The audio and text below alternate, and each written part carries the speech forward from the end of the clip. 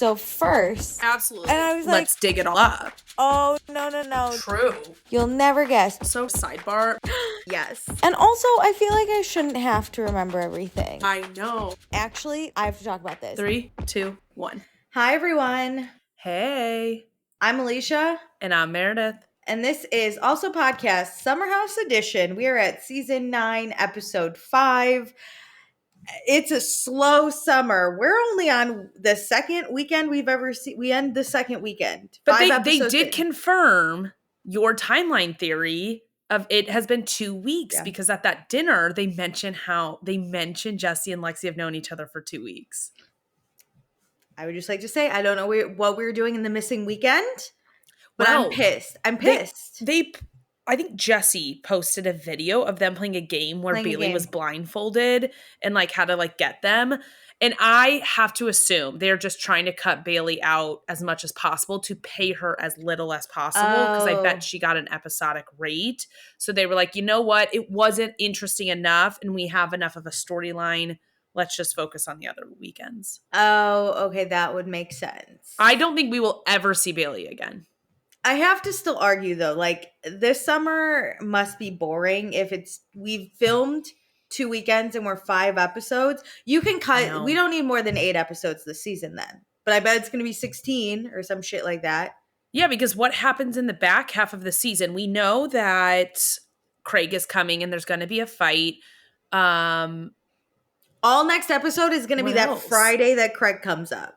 That the whole episode is going to be the Friday Craig comes up. That's so true because we're going to get like 10 minutes of them driving in and like all like walking into the house and struggling with the door. Kyle, are you nervous to see Craig? He's like, I'm not nervous. I'm going to confront him. And then we saw in the next time on, it'll be like Craig being like, I don't want to have a talk yet. Like, let's do it tomorrow. I bet. Oh my God, Bravo! I'm gonna be so mad. They're gonna cut it to be continued. They're gonna to be continued us because we have nothing this season. We have nothing going on, which is crazy. I know because the only other thing we know that happens is Lexi saying she doesn't trust Sierra, and if that's what we're holding on to for the rest of the season, give me 8 episodes and be done with it. Give me 8 and be done. I'd rather watch Lindsay have birth, like. Literally, take me into the city and take me to a Lamaze class or whatever with Lindsay. That would be more interesting than whatever we're getting.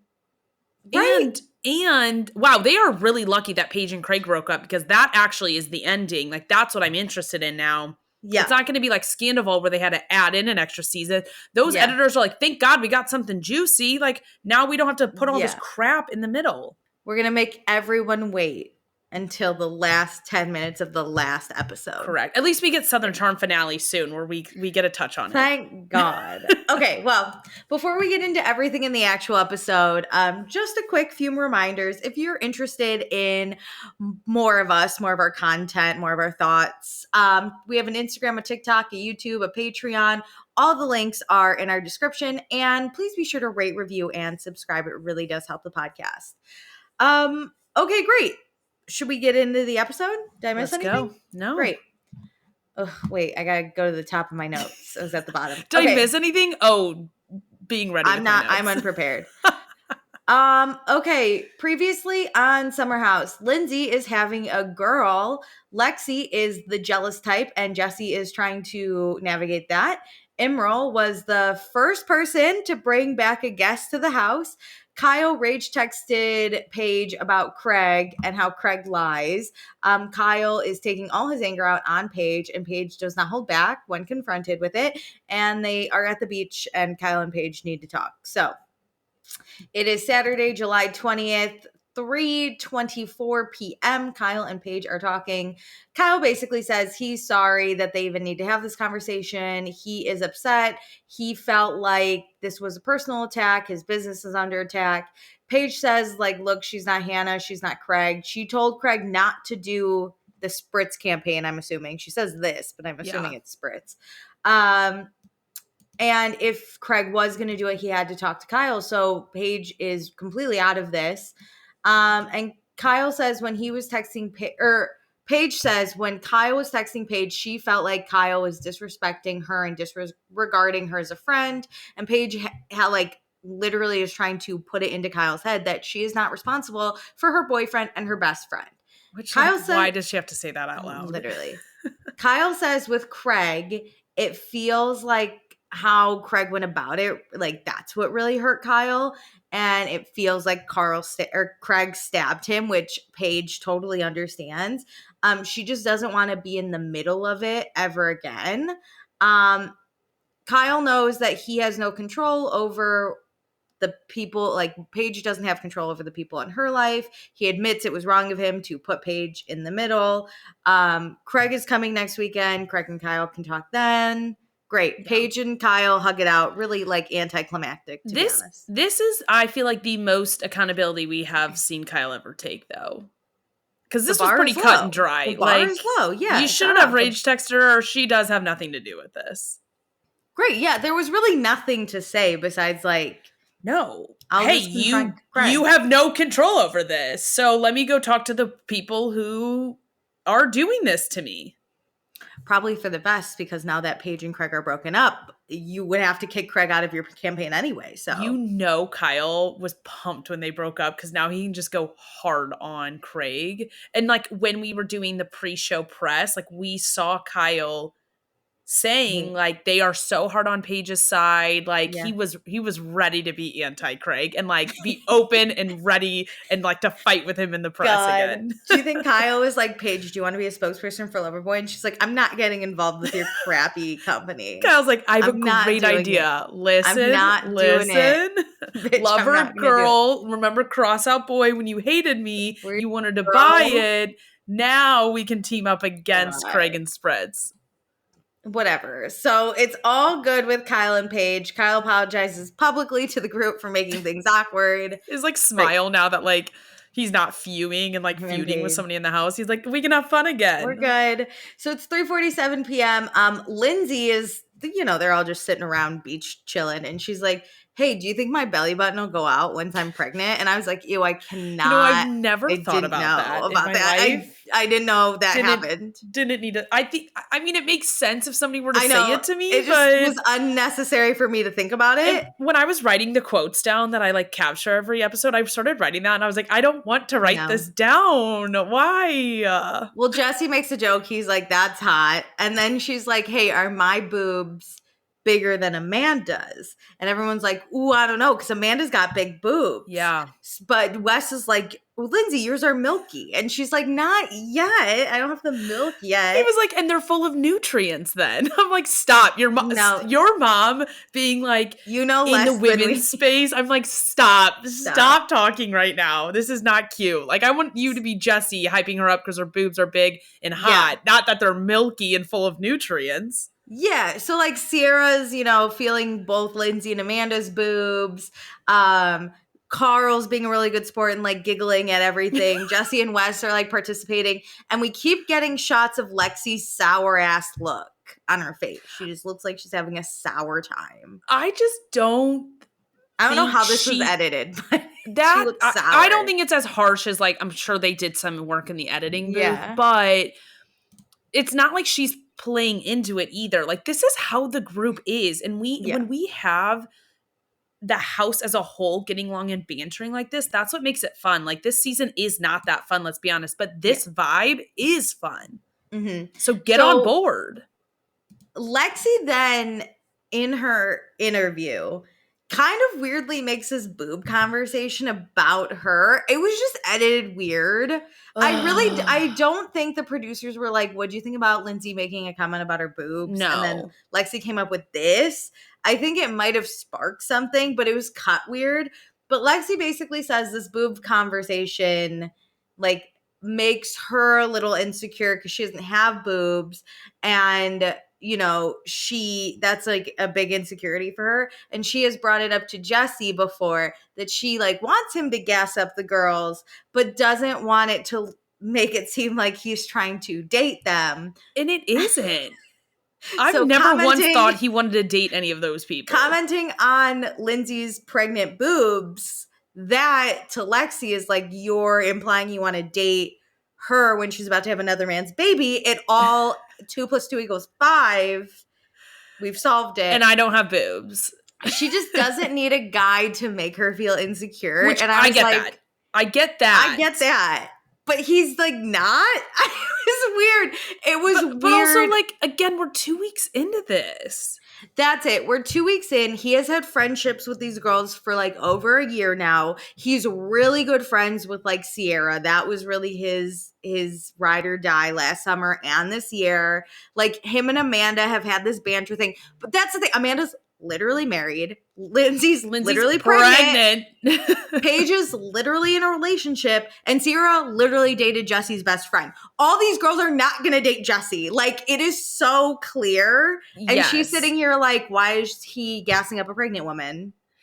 Especially, well, like this conversation especially, I don't get, because they'll say something and Jesse just gives like a static response, like, that's hot. Like, Paris Hilton, that's hot. He just immediately has a response that he's not like thinking so hard about it, being like, oh yeah, like I love your boobs. It's not those types of comments. He's not going home and thinking about Lindsay's hot boobs. No. So I wish she could just see that this is the dynamic, because this has shifted into like a girl household of that.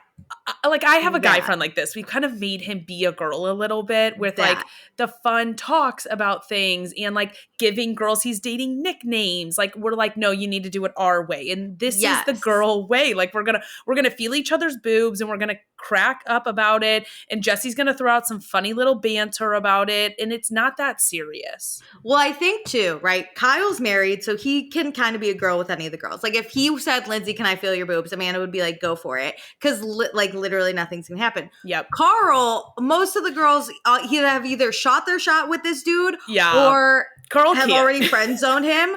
Carl would never like touch Lindsay's boob, but he's gonna kiki with Paige or Sierra. Correct. And like that's normal. So for Carl to just sit there and like giggle at this conversation, that's fine too.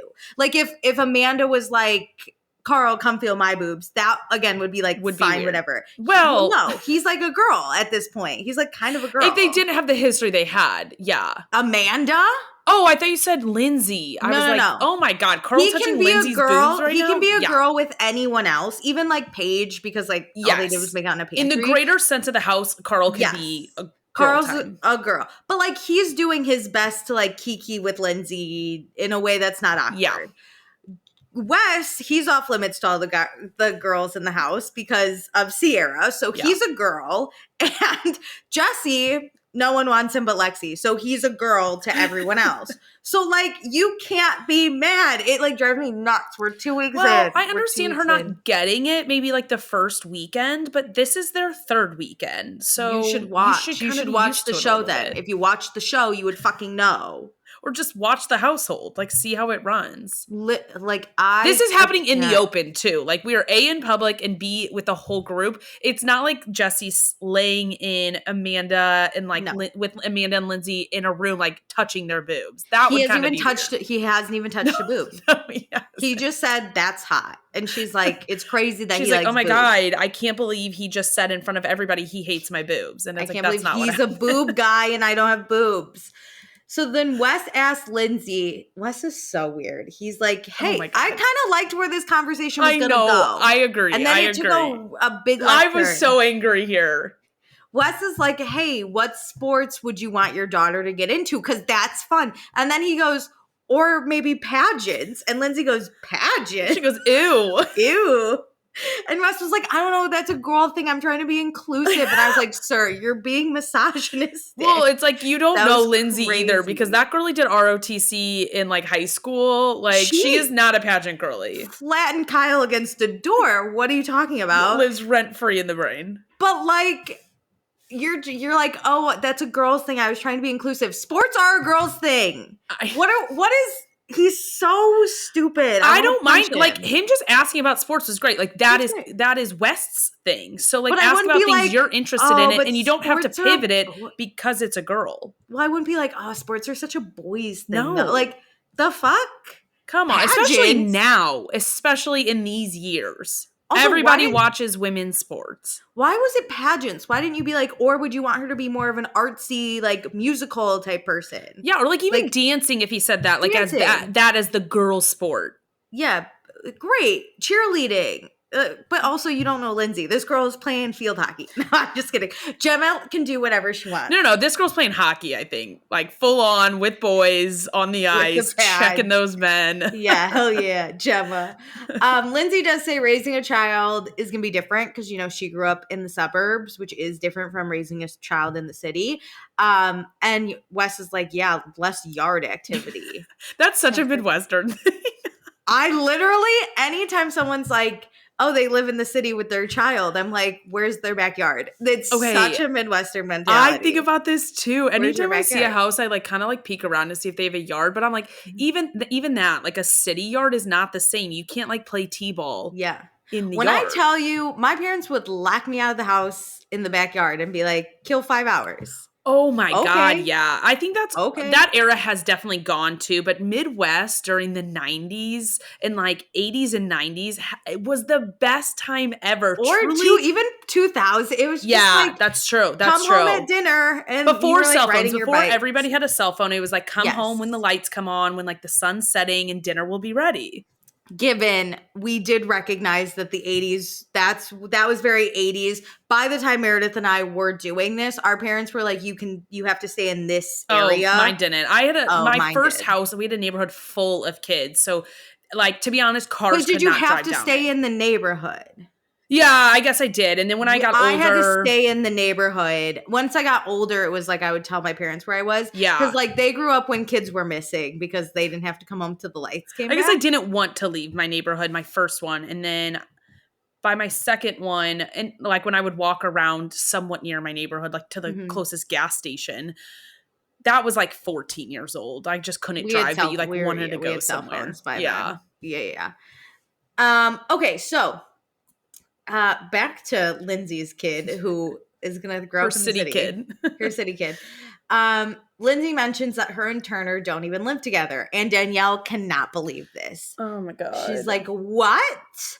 And Lindsay's like, we've only been dating for 6 months. Like, we've done it wrong. We already have this baby. Yeah. Like, I'm not going to say, hey, also move in. Like, we're already under a cooker pressure. Like, we don't need that. Yeah. And Danielle's like, when is he gonna move in? And Lindsay's like, never. But she's also like, he's gonna be at my house like most nights. It's not just either or. Like, he either lives with me full time or he never sees the baby. Well, Lindsay's like, he'll just sleep over all the time. I feel like this is not that weird. No. And Danielle's like, how do you know this is gonna be suitable for you if you don't live with him? And Lindsay's like, well, we will move in together when it's right. He also lives like right near her, like down the street. Yeah, so he has to like go pack a few more clothes. Okay. Yeah. And Danielle is like, in her interview, she's like, I don't know why Lindsay's now trying to take things at a normal pace. We're already pregnant. And I was like, that's why Danielle, we're trying to kind of back. You shamed that girl, rightfully so in the Carl situation, but you shamed that girl on national television for moving too fast. And now you're mad at her? For not moving faster? Like that, we said Carl was fast, and that was like a year, and she'd known him for so long. She'd known him for like 8 years, yeah. He's like lightning speed. Like, yes. It's best. And why aren't we like revolving our life around like lease cycles? It's not like his lease is up, and he's like, you know what? I'm going to sign another lease and not live with you for 1 whole more year. Yeah. Also, just acknowledging that like Lindsay already knows what it's like to live with a man, and then that end. So I'm sure she's like, why would I want to do that with a kid? Yeah. Danielle's point is that if it seems like a good relationship, why wouldn't you want there all the time? Like, it could be unfair to Lindsay. And Lindsay's like, why do we need to live together? He will be there all the time. I think Danielle he basically does live there. He just has another place where all of his other stuff is. Also, why are you assuming this guy's like, we don't even know him. He's just a deadbeat dad. He's never going to show up to take care of his kid. Like that.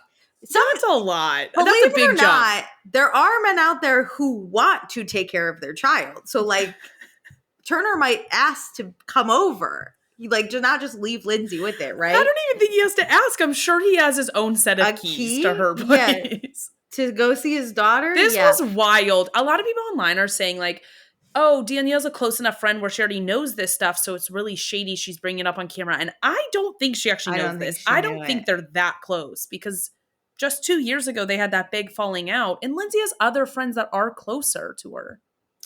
I think after everything with Carl, I think it's great Danielle was there for Lindsay. Yeah. But then this other turn took a very quick took over Lindsay's life very quickly. Yeah. Danielle is not on the same road, which is okay. But I think then Lindsay's probably not confiding in all of the details. True. With Danielle, because Danielle's just, as Danielle kind of doesn't get it here, right? And I get that with Danielle, right? She went through a terrible breakup too, and she's like, figuring out her life, right? So she's maybe trying to like figure out Lindsay's, maybe she's not in a position. I don't know, but I can understand when my friends don't give me the details of their birth plan because I'm not in that like area, right? That's true. Like I can get it. Now, if you're not going to tell me about the time you went out, got drunk, and threw up on yourself, I'm offended. That's my area of expertise. But I don't know the logistics of you and your baby daddy. That's cool. Yeah. I don't think they're that close, and that's a good point. They're not really in the same aspects of life, and no shade to that. Yeah. And so Danielle just doesn't want Lindsay to feel like she's single momming it, which Lindsay's like, I don't feel that way. That's like a big jump to say. That's crazy. That's crazy. Why are we assuming Tanner's a deadbeat? Why are we assuming that Lindsay's doing this on her own? Yeah, like just because he's not in the public eye and on this TV show, he's like not around then? Like that's just not true. Dude. I don't know. I respect him more for not being on Bravo because we know Bravo men suck. He has a career. Yeah. He also has a career. He's not going to jeopardize that career to be in the public eye. It's just not worth it for him. No, to be honest, the Jesse more and more lost people, his job. Yeah. The more and more people are on Bravo, the less I would want to be on reality TV. No, truly. Your life is ripped apart. Remember when Bravo, like, no one really watched it, so your life didn't get, like, ripped apart that bad? Yeah. Like, you could still get a job even after you, like, berated TV someone. Used to not be this serious. Yeah. Now we're, like, one-upping each other on, like, how chaotic and tragic our life can be. Yeah, I totally get it with Tanner. He already is, a doctor? Turner, but yeah. Tanner, I don't. That's how much we don't know about him in a great way. Whatever. Lindsay in her interview is basically like shocked that Danielle feels this way. And she's like, for once I'm moving slow. And Danielle has something to say about that. God. And she's like, what if things don't work out with Turner? Like, nothing's guaranteed, which I think is a responsible mom position.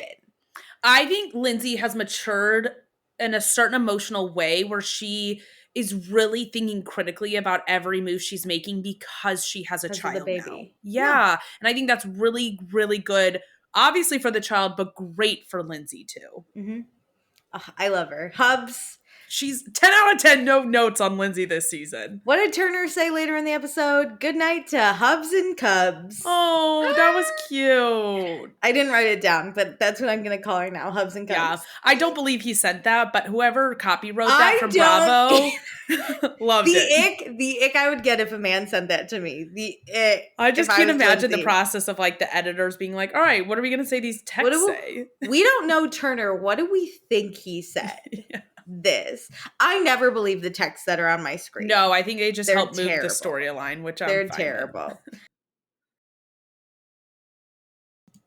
Okay, so it's 4:12 p.m. The boys play this game called Cam Jam. Jam? Cam Jam, yeah. I don't know it well. It doesn't matter. Don't explain it. I don't all care. The time in high school. Doesn't matter. So Wes tells Jesse, because they have a little talk, that he hasn't heard Jesse talk about Lexi once today. And Jesse's like, joke's on you. I brought her up in the car that you weren't in on the way to the beach. Just know if you say this to me, you need to like commit me. If I'm the person where they're like, oh my God, crazy. You haven't talked about the person you've known for 2 weeks. In a day? Yeah, crazy. In like the last hour. Day's not even over. Yeah, it could happen. So Jesse asked for the girls' advice. He's feeling a little weird because Lexi made it very clear that she's a jealous person and that makes Jesse a little nervous, but he also hasn't liked anyone for a long time. And there has been times that he has liked girls but hasn't given it a chance, and he regrets that. He's over it, to be clear, but he regrets it.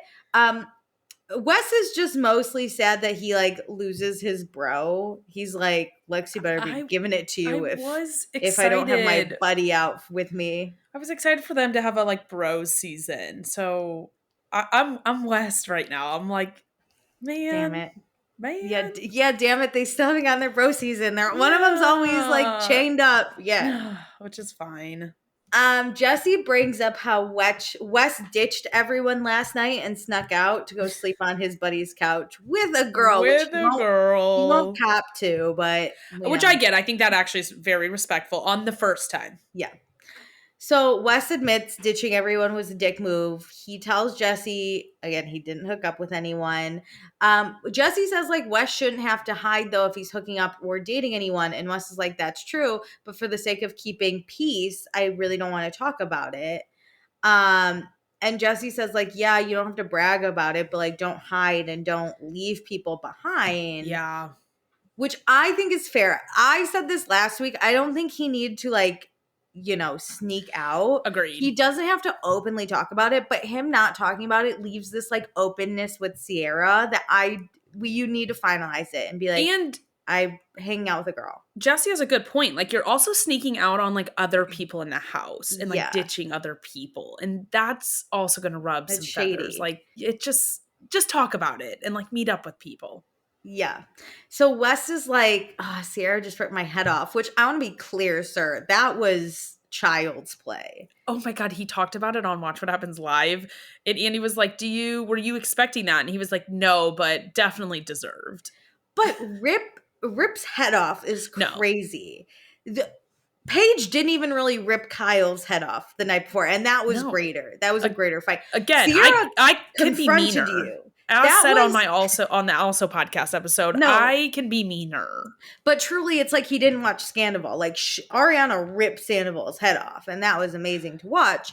But, like, all Sierra did was, like, confront him in a business sense. Like, I would do that at work, That's true. That's true. Like, she just, like, called him out and was, like, stop being a little bitch and, like, talking to new, like, outlets. Come talk to me. Work. Would do at my day job. And so, your hair sucks. Yeah, so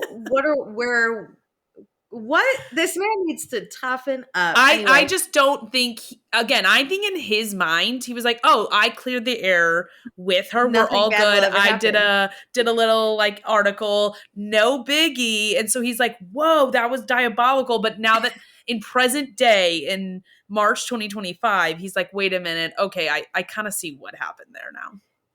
I guess. Anyway, but he does say he's trying to keep his own peace because he doesn't really like confrontation and like makes him very uncomfortable. So he's trying. But Wes doesn't know what the right thing to do is. He just knows he doesn't want to be a dick to her. And Jesse's like, at least she's laughing at your jokes. And Wes is like, hard not to. I'm on fucking fire this week. She laughed at one joke and they've talked about it like 4 times. The power us women have is diabolical. What's the saying where like men are afraid of women because they might be embarrassed and women are afraid of men because they might be killed? Like, Wes just doesn't want to be embarrassed by Sierra. Stop. So I don't like that quote. He's like, oh my God, she laughs and like I'm in the clear. She loves me. I'm good. And it's like, nah, dude, she's just not embarrassing you. Yeah. She's just not calling you out. Oh my God. Like, could be worse. Anyway. Now it's time to go. It's 6:03 p.m. We're back at the house. The door is stuck like always. It's time to make so bad this season. So terrible. Why don't we fix it? The show has zero budget. Like truly it's not budget. Their house. Whoever owns this house, I'm like, you see this on camera. You could think Bravo would be like, here's a few hundred. Just get it cleared up for when we film here. True. No? True. So it's time to make some burgers, but Wes, Jesse, Carl, Paige, and Amanda are going to go out for dinner. I was so happy. Kyle's like, that's genius because if you get Paige and Amanda out, they will stay out. True. You just have to get them out. I love a split dinner. Like, here we go. Let's talk about the beef between the two groups. Shit. Yeah. So Lexi goes into Jesse and Wes's bathroom when Jesse is showering. And I think they shower together, but they don't hook up because Wes is in the room. Okay, if I'm Wes, this is my worst nightmare, being the friend like sharing a room and you and your person are like Like, it's like, claw my eyes out. Leave me out of this. Don't do this in my room. Like, who invited you, Lexi? Literally, if you're sharing a room with me, you have to get my sign off to have your fling come on in. That's You can tell crazy. he's annoyed because later in the episode, he's like, Lexi better not be in my room. Yeah, no, he's done. He's done with it. So Danielle is going to go to a house party in Southampton, but she will meet up with everyone after, and we know she's good for it. She's not a West. She's not going to sneak. No. She'll be here. So the whole house is basically matching. We're doing like a white, tan, light kind of vibe. Except Carl's weird green Crocs shoes. He's like, am I going to get made fun of? And I was like, yeah, by me. The best is he's like, it's a little too late. I just got to leave. No, that was terrible. What are those? I appreciate him wanting to be like into fashion more. I think he's getting inspiration from like West, just like doing whatever West wants to do. But Carl, you started on the show wearing polos and really tight ass white jeans. Like the bright ass green Crocs with kind of a green Croc clogs. Yeah, but they didn't go with the pants anyways. No, it was like he had like tan and white on, and he was like, this is my splash of color. No, sir, your shoes cannot be that color. But his and tan leaned a little olive, so it's like clashing on the like color scales. It didn't work. I'm surprised Paige went in public with him because I wouldn't. Well, I think because his little feet were under the dinner table and she doesn't have to deal with that. She sat right across from him. Paige is a fashionista, can feel the fashion crime.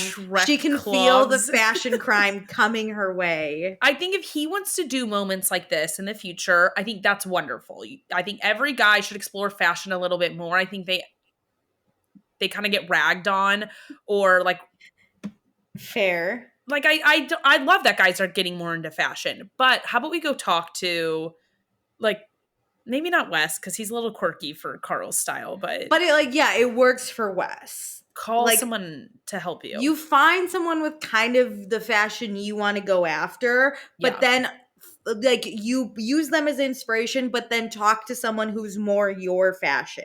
Yes. Like I am inspired by Paige, but I'm more of Amanda's type of fashion. So I would go to Amanda and be like, how can I dress this up to look more like Paige?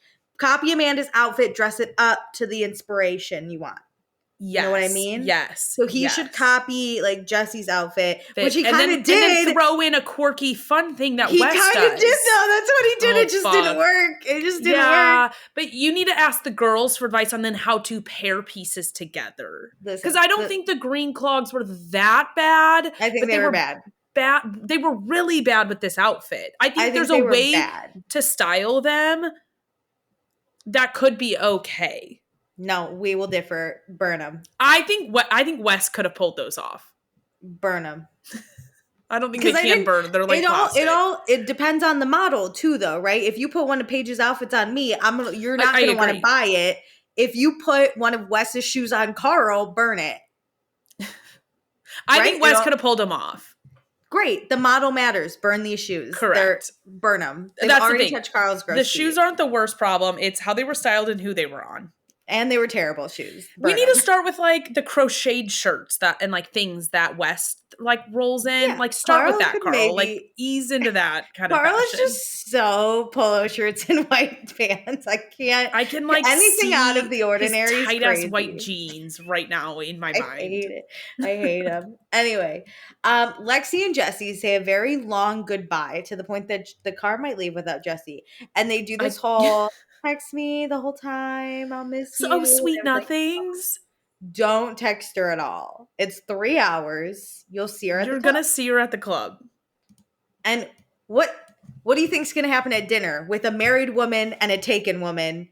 A guy who just got out of wearing green clogs. A guy with green clogs and Wes. What do you think? We're in no danger. We're in and everything's being filmed. That too. We're in zero danger, okay? So it's 8:16 p.m.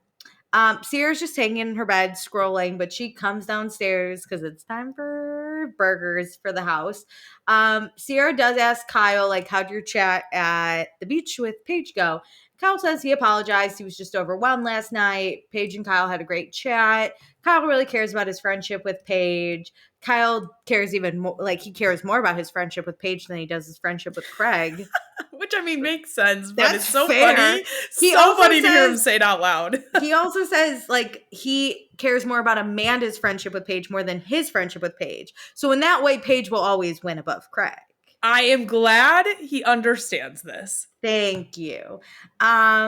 But Craig is coming to the house, so we'll see what happens. And Kyle knows that Craig lies. And he says that, I mean, Craig got kicked out of his wedding, and he's still lying about that. And I went, yo, Paige also lied about that. You're calling them both out. The way that comes up every season since they got married is so funny to me. Because what was the story? He just got kicked out, and then Paige and Craig were like, no, he didn't. Okay, I think kicked out is very strong verbiage for it. I think it's just like, hey, you should leave, you know? But like when you're annoyed with him, a little drunk, yeah, you're going to say he was kicked out. But when you're on good terms, you'll just be like, no, we just asked you to leave. So I don't think it's as psychotic as people make it out to be, but I do think it's so funny because it happened season 6 technically, because that wedding was season 6. It came up in season 7 because Danielle, they like I got into it, right? Yeah, it was like all spoken about because the press happened. Yes, because Danielle was talking to the press. Yeah. Yes, and then it got brought up because Lindsay got tagged with it, and then Lindsay threw Danielle under the bus last season about it. Like every season, like Craig getting kicked out of this wedding comes up, and I think it's the funniest shit because he deserves to be constantly talked about like that. And here's Kyle, the truther, being like, Craig's a big liar, which Craig is a big liar. Craig is a big liar. As far as Spritz Society, I don't know how that whole quote lie thing happened, but as far as getting kicked out of a wedding, Craig would totally lie about that. Craig would okay, I would also lie about that. Same. Like I would not want to be talked about like that like every single year. So I'd be like, no, I didn't. So just own it though. Would it be better if you were like, I left on my own regard. I was a little drunk, so I chose to leave. I didn't get kicked out. Doesn't matter. This is something Craig would totally lie about. Craig's such a liar. Like this dude cannot help. He sees an opportunity, even when it means nothing, and he'll be like, I'm just gonna lie about it. Like he's just like for fun. Agreed. And he's like, I'll just lie about it. It's no worries. I don't think he thinks he's lying though. That's half the problem. I bet he thinks he chose to leave that wedding and nobody was like, hey, you're a little too drunk. How about you get out of here? Yeah, the security guard was like, hey, why don't you leave? And why don't you take a walk? Good idea. It was my idea. You know what? I think I should leave. Yeah, he says it after to the security guard. Go. You know what? I think I should leave. Fuck Craig. All right. So it's 8:54 p.m. We are at dinner with our crew. Carl orders his non-alcohol lover boy, whatever it's fucking called. Non-alc, baby. Jesse makes a joke. Oh, because it's like, 5, and there's always one person at the end of the table that's cut. So Jesse makes a joke how he has to hear because how's he going to be witty and keep up with Paige? And Paige is like, oh, wow, now that Lexi's not here, like, you're back at it. Which is like a diabolical thing to say. That's so funny. But it's true. Paige is like, in a different timeline, Jesse, we're married. And everyone's like, that's crazy. The gasp, I gasp because I'm into it. I believe it. I'm literally into anybody with Jesse but Lexi. Anyone. Lindsay, Danielle, Sarah, Paige, Amanda. The Rock outside, like. Wes, Carl, Kyle, literally anyone. The non-alc lover boy, like marry that. I bet Emerald and Jesse would get it on. The cameraman, like anybody. But then Carl is like, what about me? And Paige is like, oh, I'd cheat on Jesse with you. And I was like, no, but thank you. That's so funny. And when Amanda goes in the pantry, I was like, roll the tapes, give it to me. And I was literally like, Paige is just saying that to be nice because no way you're cheating on Jesse with fucking Carl with his green vlogs. No. But I like the lore. It was nice to include him. And you know what? That made me miss the old house. That pantry, I love seeing the old houses in flashbacks. That was a really good one. Mm-hmm. Also, did you notice Paige just played fuck, marry, kill at the table? Marry Jesse, fuck Carl, kill Wes. Oh, she didn't even have to say kill Wes. She already strangled him. Like, he wasn't asking. He was like, she strangled him at the reunion, like choked him out. Killing happened first. Carl shares that he is not dating yet. He wanted to come into the summer single, maybe date, learn a lot, heal. Stop. But today at the beach, Carl, oh my God, he thought about how Lindsay was the last person he had sex with. And don't think about it. Okay, can you imagine? Because she was in a two-piece swimsuit. They're talking about her boobs. She's pregnant as hell, and he's like, "Those were the last boobs I touched." No, terrible. I just can't. It was so terrible. Here's my piece of advice. I understand because I, too, don't like to just have random sex around town. It's not my vibe.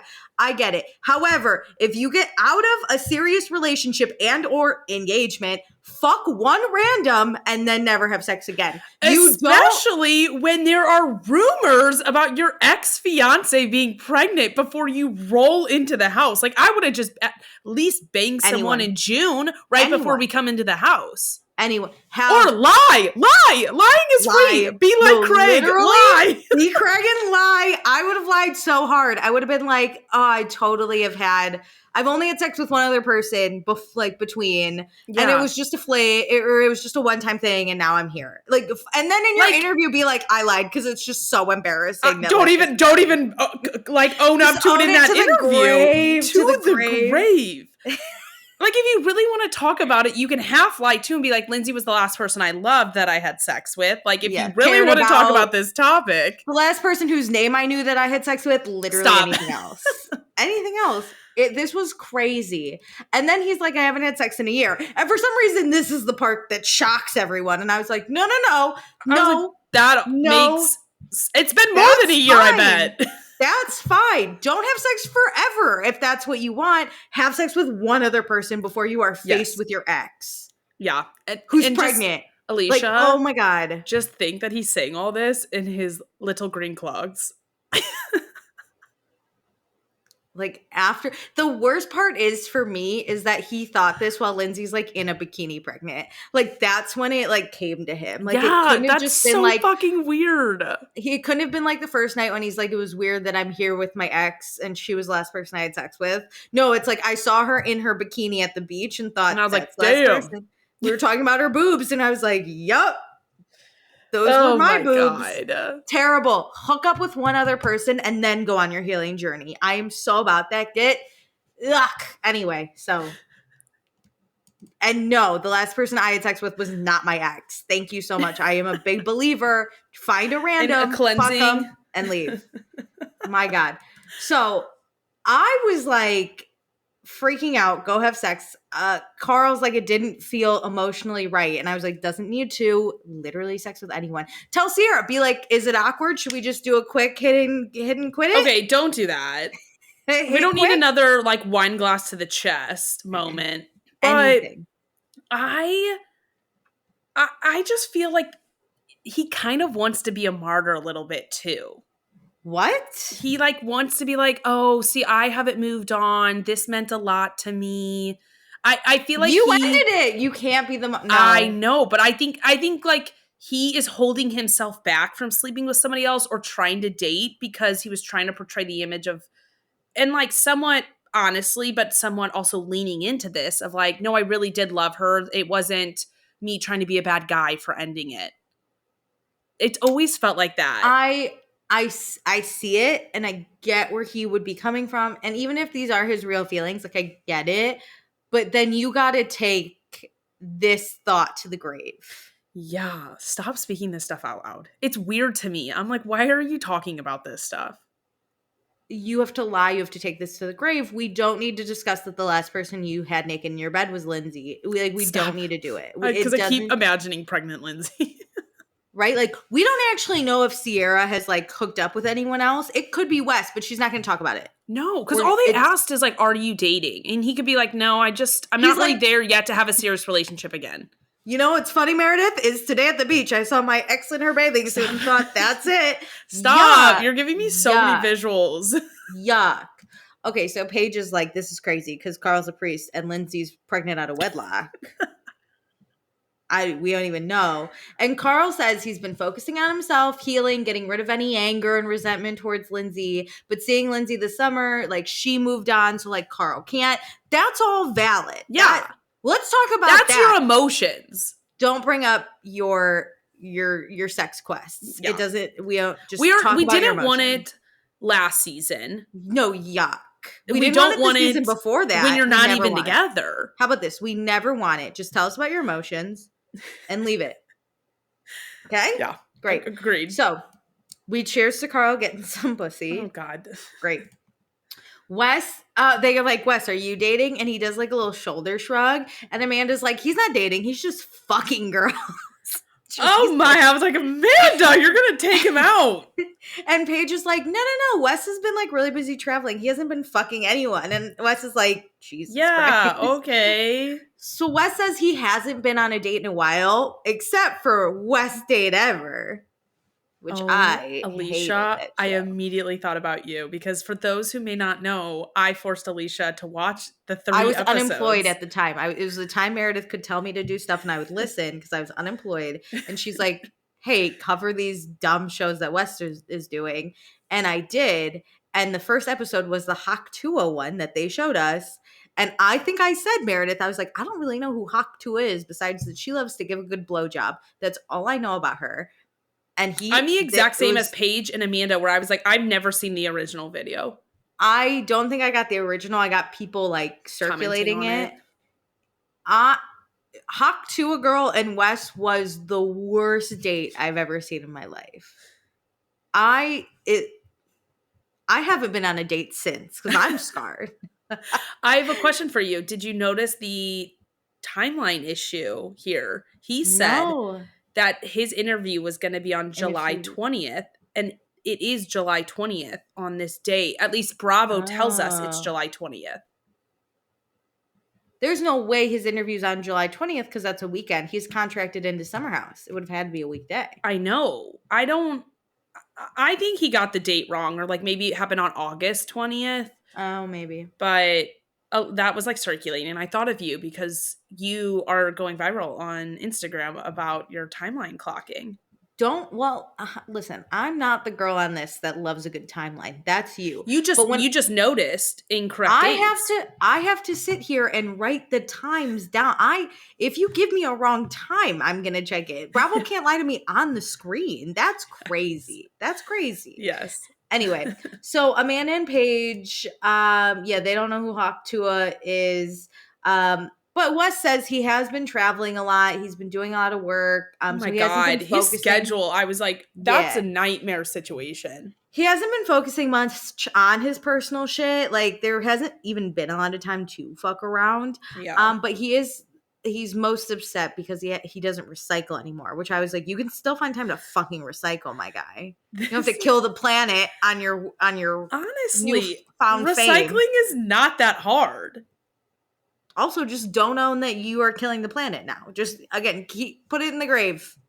Take it away from us. This is the things I do actually love about Wes, because, like, that little monologue about recycling cracked me up so much. Because I'm like, really? What? I think he was trying to be funny and it didn't hit for me. I think that's why I find it funny. I don't find him funny. I find those moments so hilarious. Like, I'm like, the fuck are you talking about? Yeah, that was one of those, like, he's trying to be funny and he's trying to get a laugh out of Sierra and it falls flat. But I love when people are like monologuing about some random topic. It went on so long. It wasn't just like he dropped a line and then we all moved on. Like I wrote that quote down because I was like, oh, let me put that in my quote. No, it was like 3 sentences about recycling. So now let's talk about Jesse. He's not official with Lexi yet. We do acknowledge that Lexi would be a very jealous girlfriend, and Jesse isn't allowed to comment on the house girls' photos anymore, which Wes didn't know. He is shook. He's like computing. Rightfully so. Yeah. Carl goes, Lexi just really likes you. And Wes is like, no. No. This is not Shut the fuck up, clogs. Shut up. Shut up, clogs. You haven't had sex in a year. The fuck up, clogs. Back to your clogged Carl with you. Jesse thought he would leave this weekend being exclusive with Lexi, and now he doesn't know. And that's diabolical. Crazy. Even knowing we have an extra week, that was a lost week. Well, Amanda's like, do you want to be exclusive or do you feel pressured to be exclusive with her? Like, this is the second week. And Jesse said that Lexi told him he has a month to decide. I think that's crazy. I think I don't know when you live with someone because I don't do a summer house, but I think 4 dates. And then you have to decide, are we going to take this kind of forward or not? Okay, but in my mind, that's like 4 weeks. So I guess that is a month. Yes. Oh, well, maybe she's on the right track. I think 4 dates is when you her saying 4 weeks isn't crazy. Him being like, after week 2, I need to close this down is like insane to me. Yeah. I think after 4 dates, you can then be like, do we want to keep dating other people or do we want to be excluded? Like, what's your vibe so I can match? But I don't think after 4 dates, I would be like, if you're not exclusive with me, I'm pissed. I think that's when the conversation needs to happen, though, is like 4 weeks in. I know I'm not the person for this because my friend asked me this. My guy friend asked me and my other girlfriend, like, when he should ask his now girlfriend. And this was like a month and a half ago. And I was like, I'm not your girl. I am so avoidant. Like, you talking to me about this. I'm not even the girl in this situation. I'm having a panic attack. He was like, what? I was like, don't ask me. Don't ask me. That's 4 weeks sounds insane to me. Well, but I say this as someone who makes it to a 4th date and then they ask me and I go, we should see other people. Like I'm always like, my heart is like pounding right now thinking about somebody doing this to me. Well, if you like that, that's why you don't like them. Maybe. No, I don't know. No, if I like them, I want out even more. I'm also hyper avoidant. I don't know. Don't ask me those questions. Let's just be in the vague gray area. I'm a great situationship girl. My God. I'm not. Either you're going to tell me we're not exclusive or we are exclusive. But I got to know. Because then if we are going to be exclusive, I can dump you. Because I don't want to be exclusive. I was like, wait a minute. Am I hearing that correctly? You're not going to situationship me. I'm just going to dump you. I get skittish. Like the minute it seems like commitment, I'm like, I got to get out of here. No, I get that. But I think 4 dates is fine. I agree. For other people, not for me. But for I think the a month majority is of people. Fine. Well, 4 dates, you like know if you like someone or not. And Jesse and Lexi, though, I don't know what do they just no, but first you have to fuck and then you can decide. Like I have to sample. I agree with that. Where do you fall on? Should you have met some of their friends by then, before the exclusive talk, after it? I do want to maybe like, and when I say dates, I mean like 4 dates, just us. Like I'm down to go out with you and your friends. That doesn't count as a date, but I do prefer to meet your friends because I have dated great guys who have the shittiest of friends, and that's a reflection on this guy. Agreed. So I do want you to meet my friend, and if you can't hang with my friends, you can't be around. Is the most important piece. Yeah. It's the reason my high school boyfriend and I broke up, or one of the main ones, was his friends were so terrible to me that I was like, this is ridiculous. You? That's insane. Yeah, and he did nothing. He was like, they're just joking. And I was like, I want to make sure I'm going to enjoy hanging out with these people. Like, we're going to hang out with them. And you have to fit in with my friends or else like, what are we doing? That's where I get held up, is I don't want anybody to come into my real world. I want my friends to rip him. Wes thinks that he had a rough time with Sierra. My friends will murder you. And if you make it out alive, you could date me. I worry about people's like banter. My friend group is like, we have a very specific, it's like the Jessie thing. Like I want you to be able to understand how like not necessarily exactly how Jessie talks to people, but I was gonna say, I want you to understand like our banter and be able to be involved. I don't want you to be how Lexi is, where she's like on the sidelines looking and being annoyed how Jessie is bantering with his friends.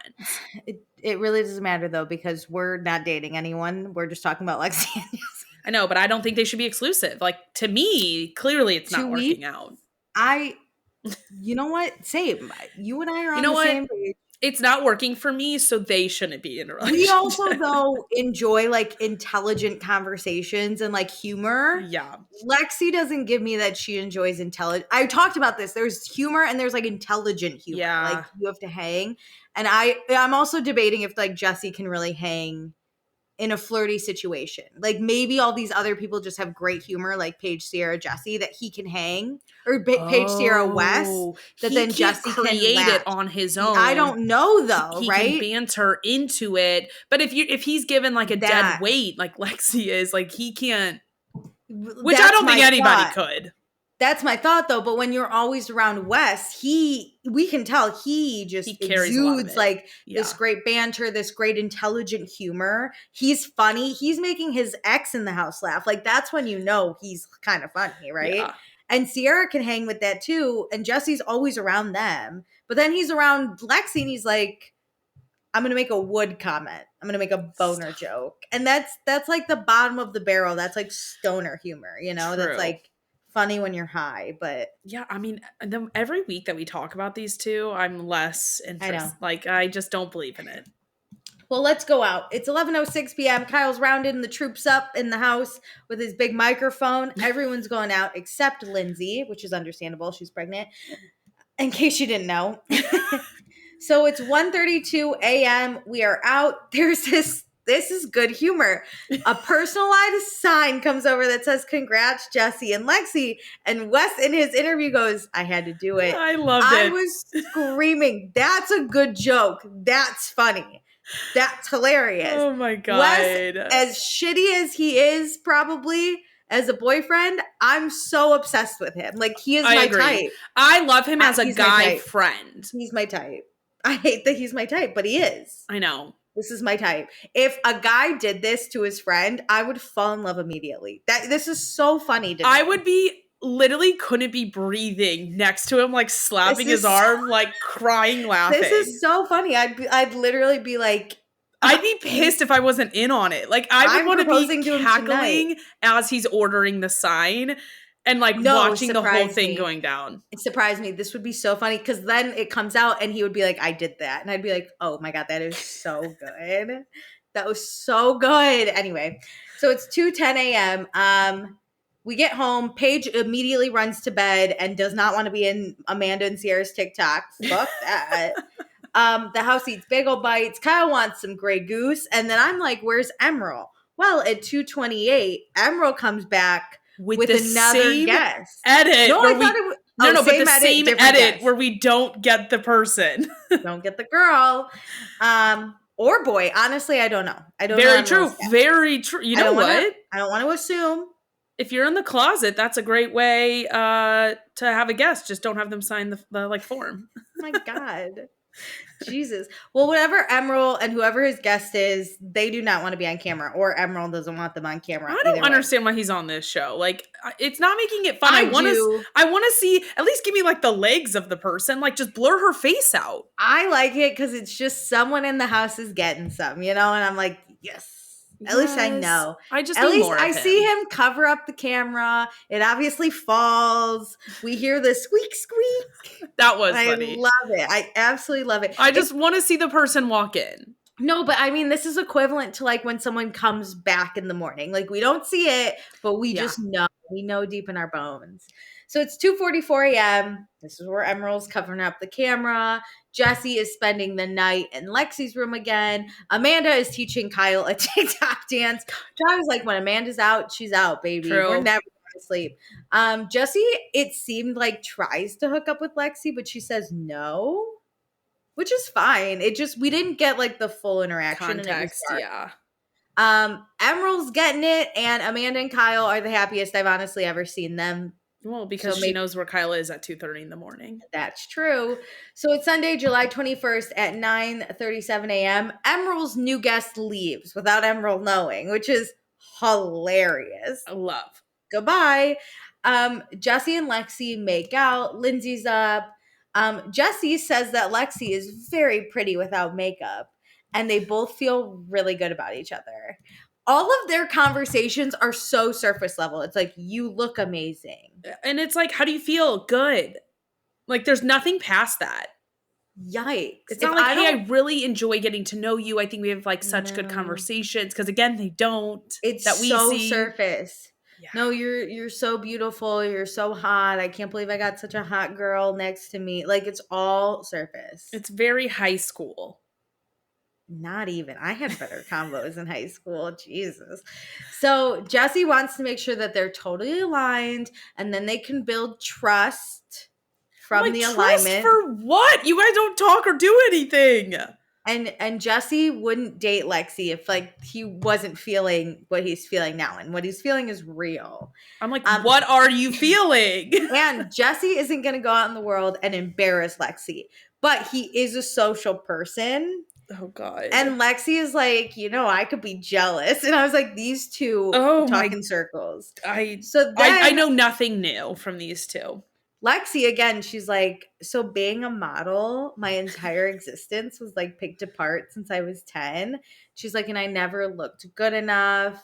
And people keep saying, Jesse's a boob guy. Jesse's a boob guy. Which and I'm like, I don't know. Nobody has. And Jesse goes, who? And she goes, everyone. And that's when no one said it. If someone goes, everyone, no one said it. I do feel for her being 10 years old into present. Like, I'm sure that fucked with her development of like just constantly being judged for your outward appearances. But no one has said that Jesse's a boob guy. In fact, she doesn't know this, but Jesse inside like 2 weeks ago was like talking to Wes about how much he loved Lexi's ass. Yeah, he's an ass dude. Which I was like, if he's a boob guy, send him my way. I have boobs. But he's not. He is an ass guy. Which, okay, I also want to acknowledge Lexi's struggles are very real. Yes. The modeling industry is crazy. However, Lexi needs to stop being like, I just don't feel pretty because I don't have boobs. It's like, girl, there are people out here really struggling with. I get it, but also a part of me is like, you're hot though. Like, I don't mind when she talks about it on her own feelings, like that she's experiencing with the world, but she's like putting that together with like Jesse's, what she is making out to be Jesse's ideas of her, which nobody's vocalizing. He isn't, like the house isn't. But she's like tagging this onto something else. And that's what frustrates me because it's that where she's like, people say you're a boobs guy and now I feel ugly. And it's like, no. She's like, I'm insecure because I was judged since I was 10 years old and I have no boobs and you're a boob guy. And it's like, none of that happened. Unconnect that. Yeah. And listen, like, you're hot. You can't not think you're hot, girl. Come on. Yeah, but like body dysmorphia. Hot. Everybody has different stuff. So I get it. I get being insecure, but like this isn't clicking for me because the stuff like hasn't actually happened or we haven't seen it happen. I also think Lexi just hasn't given us much depth in herself. Like, right, she's never said like at these casting calls, like people would pick me apart in this way or that way. It's just people would pick me apart and tell me I'm not going to get jobs because I don't have boobs. Yeah. And it's like, okay, but you also like made a good live. It's the same thing when she's like, people would bully me in high school because I was a model. And it's like, no, being bullied's like real, but your because is like not clicking America. I think it would hit different if she was like sitting with the girls outside chatting about, like body image and how they all struggle with it. I think it's the context that it's constantly put in because she's either just talking in the interview chair about it and it's just not landing, or with Jesse and things that like haven't happened, at least in our viewpoint. There's something so like it's disconnecting from I can't explain it. That coupled with like the lack of personality and depth and interesting conversations is just heightening the annoyance of like, oh my God, I'm bullied because I'm just so pretty. And that is like so crazy. I know she's not saying that, but that is how it's landing. I know she was probably bullied, but it's landing crazy. Because, like, we all have been bullied, right? But I was bullied straight up for, like, being annoying, which, like, hits so much harder than, like, being Which pretty. I am. I get it. And now, as an adult, but at, like, 12, you're like, damn, okay. But like you're sitting here being like, I was bullied for like a good reason. Like that'd be me being like, I was bullied because I was too kind. I had too much money and people made fun of me. I was too that's what it's giving, is rich kid that's like, everyone hates me because like, you know what I'm it's giving? Rich. It's giving Will over on Southern Hospitality being like, I was othered because I was on a reality TV show. Yeah, everyone hates me because I'm successful and beautiful and amazing. And it's like, I get that, but also stop. Like, shut the fuck up. People are really out here being made fun of for some real shit. Yeah. Right? It just hits different. Yes. And I think my other thing is, and this is the last I'll say about it, as an adult, right, we can talk about this, right? In high school, we were all bullied for something and it hurt and it created who we were today. But it feels like Lexi is still like sitting on this. You know what I mean? It feels like it's talked about a lot. Yeah, and I'm like, what else is happening though? What's happened in your adult life? What can you give me? What have you learned? Have you grown? Is also the editor's choice. That's true. But I think the editors are setting her up for failure if she is talking about other things, because they're not giving us anything to latch onto besides I was bullied because I was pretty. So like, it's either she is this way and that sucks, or she's like kind of this way 25% of the time. And that's the only thing the editors are honing in on. And that's ruining the show. It's just terrible. There's something terrible about it. There's something so terrible about it. Agreed. So it's 10:07 a.m. The house is starting to wake up.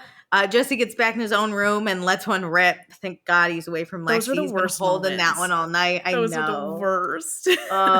So it's 10:25 a.m. Amanda ordered a bunch of random food for breakfast. You got steak quesadillas and burritos and sour cream, it looks like. This is the second Uber Eats ad that they've had mid-episode. They love an Uber Eats ad. And they love, the chairs they brought to the beach. Oh, yes. Paige posted, let me know if you want a discount. And I was like, I remember them being like, oh, you can carry this because it goes around your back. I just thought that was banter. I didn't know that was an ad. They're doing really good, but when they zoomed in on that Uber Eats receipt, I was like, shut the fuck up. And they had the bags last time. The Uber Eats, I'm like, you're doing it a little too hard. We're all already using Uber Eats. You don't need to show us 12 times an episode. I'm a DoorDash girly. Sorry. Ooh, get him. I have no loyalties anywhere. So wherever I want to eat and what's cheapest, that's where I'm going. That's a good point. So we go out for pool time. Wes is like, it really fills my heart when we all go out. And I was like, no, same. I felt for you, Alicia. I was like, you know what? That's a good point. We needed that.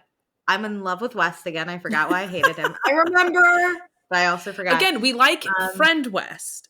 Yeah. No, I'm in love with him. You keep saying that. No, I know. But like, as like his stuff with Sierra, like rightfully we will rag on him for that earlier in the season. But like, I think he's always been a solid friend. But I can't doubt that if he asked me out today, I would say no. I like might have to just fall in love with him. I need him to shave the mustache. I might take him with it. Like, I think I'm being a simp. No, I don't know. This is danger. Because we don't give any kind of respect to these men. And here I am just like, but I think I'm obsessed with him. Don't take your foot off their neck. Oh my God. What's happening? I know. He lulls us in. He did it all last season. That's why I think he's my type. No. My type is his personality. That's I agree. Anyway, but we'll be okay. This is so bad. Don't cut this for Instagram. I can't know. People can't know this. Anyway, where's Emerald? We don't know. But everyone talks about how he was making out with this girl at the club. And Carl's like, I couldn't even imagine that. And I was like, obviously, because you're in the priesthood. Well, I could not do any of that sober. Well, that's... I'm forgetting Carl's sober. Oh, can you imagine? That's crazy. That's up there with going to the club and making out in front of your parents. That's sober and in front of parents are two no-nos. Which would you rather, in front of your parents or sober at a club?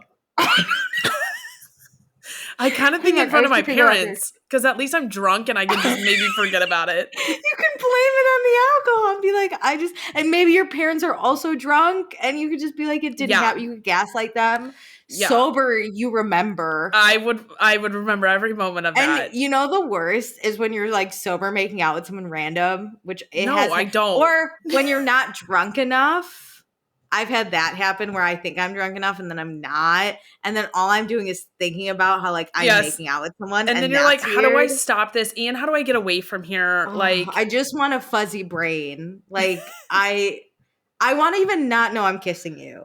Let's make that clear. because A random? Crazy. this used to be a big thing, at least when I was in college, of just making out with randos in the bars. And Yeah, I for can't sure. do that as an adult when I'm drunk, No, that's crazy. let I alone could. sober.